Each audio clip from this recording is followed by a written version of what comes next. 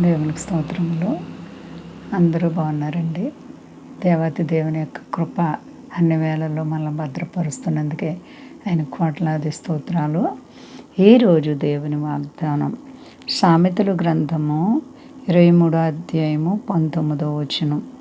నా కుమారుడా, నీ హృదయమును యథార్థమైన త్రోవలు యందు చక్కగా నడిపించుకొనుము. దేవునికి స్తోత్రం. హల్లెలూయా. ఎంత గొప్ప మాట చూడండి. నా కుమారుడా లేక నా కుమారి, దేవుని యందు చక్కటి హృదయం కలిగి ఉండాలంటండి.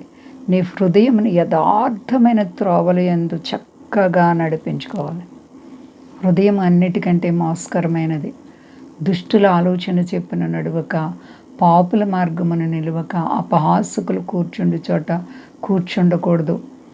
మన యొక్క భక్తికి ఎవరడ్డొచ్చినా మనము సంపూర్ణముగా, స్థిరముగా, మన నమ్మకత్వం, మన యథార్థత, మన యొక్క విశ్వాసం ఎప్పటికీ తొలగకూడదు. మనం మంచి పేరు కలిగి నడుచుకోవాలి దేవునిలో. మన పేరు ఎప్పటికీ కూడా చెడిపోకూడదు. మరి నీ హృదయం ఎలా ఉంది ప్రియ సహోదరి, సహోదర? దేవుని బిడ్డగా నువ్వు జీవిస్తున్నావా? అపవాది నీ మీద అనేక విధములైనటువంటి అగ్ని బాణాలు విసురుతూ ఉంటాడు. ఎన్ని వచ్చినా సరే, వ్యాధులు, బాధలు, కష్టాలు ఎన్నైనా వాటిని మనం జయించి శాప ఎదురీత కొట్టినట్లుగా విశ్వాసాన్ని కాపాడుకోవాలి. మరి నీ హృదయము దేవునిలో ఎలా ఉంది? సంపూర్ణమైన భక్తితో జీవిస్తున్నావా? నీ భక్తి కుడి ఎడమలకి ఎప్పటికీ కూడా తొలగిపోకూడదు. నీ నిదానమే. ఇరుకు ద్వారమున ప్రవేశించాలి. నాశనానికి పోయే ద్వారం చాలా వెల్లడిపో, దాని ద్వారా ప్రవేశించేవారు అనేకులు. మరి నీ ఇరుకు ద్వారములో ఉన్నావా? నీ మీద అపవాది వేసే అగ్ని బాణాలకు భయపడి హదిరిపోతున్నావా? ప్రియ సహోదరి, సహోదర, ఆత్మీయ జీవితంలో నీ భక్తి ఎలా ఉంది? ప్రార్థన అనుభవం ఎలా ఉంది?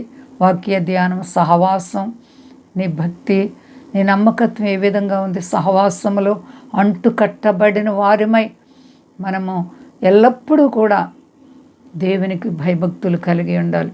ఎటువంటి శ్రమలు వచ్చినా సరే మన నిలకడ, మరి మనం ఎప్పుడు కూడా ఇంటి వలె కట్టబడుచు అంతము వరకు నమ్మకత్వంగా ఉండాలి ప్రభువారితో.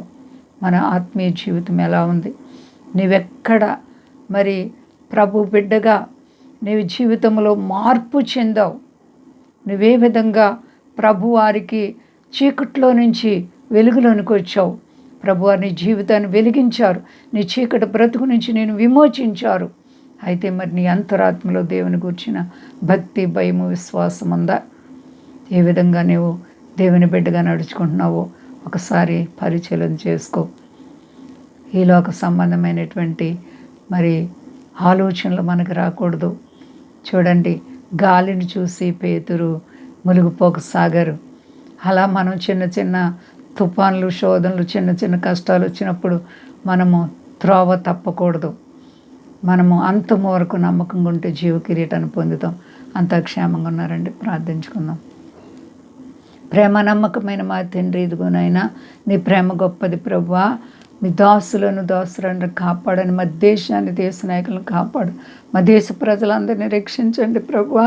అవును తండ్రి, మా హృదయంలో యథార్థత ఉంటే దుష్టుడు ఏమీ చేయజాలడు. అంధకార శక్తులు లయపరచబడును గాక. ఆశ్చర్యకరుడా, నీ మమ్మల్ని ఎంత ప్రేమిస్తున్నావో నీవే ఎరిగిన దేవుడవు ప్రభువా. మా బ్రతుకుల్లో మాటల్లో చెప్పలేం దేవా. చీకట్లో నుంచి వెలుగులోకి తెచ్చి, నరకంలో నుంచి మోక్షంలోనికి తెచ్చి నీ బిడ్డలుగా అంగీకరించావు. అంతం వరకు నమ్మకమైన జీవితాలు నాకు మాకు దయచే ప్రభువా. ఆశీర్వదించండి. కష్టాలు, బాధలు, రుణాలు, ఆర్థిక పరిస్థితులను ప్రతి బిడ్డలకు నీ నామంలో విడుదల కలుగును గాక. అందరికీ క్షేమాన్ని ఇచ్చి మీ నామం గొప్ప చేసుకొని ఘనత పొందండి. శక్తి కలిసేనామని నడుచున్నాను తండ్రి. ఆమేన్. అందరికీ వందనాలండి. మా కొరకు, పరిచయం కొరకు అందరూ ప్రార్థించండి. ప్రభువారు మిమ్మల్ని, మీ బిడ్డలను, మీ కుటుంబాలను దీవించి ఆశీర్వదించును గాక. ఆమేన్.